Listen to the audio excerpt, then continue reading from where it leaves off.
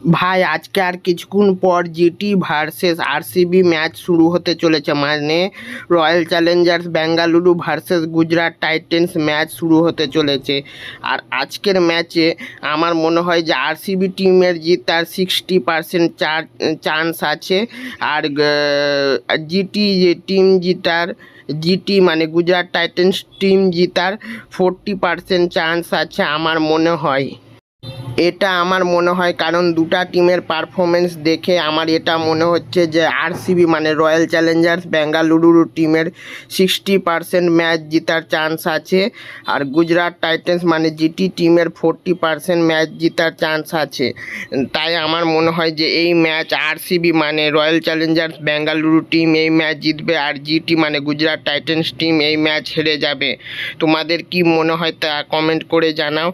আর দেখা যাক যে লাস্ট অবধি কী হয়। আর তোমরা তাড়াতাড়ি এরকম আরও ক্রিকেটের ভিডিও আর আপডেট পেতে হলে আমার ইউটিউব চ্যানেলটি লাইক, কমেন্ট, শেয়ার, সাবস্ক্রাইব তাড়াতাড়ি করে দাও।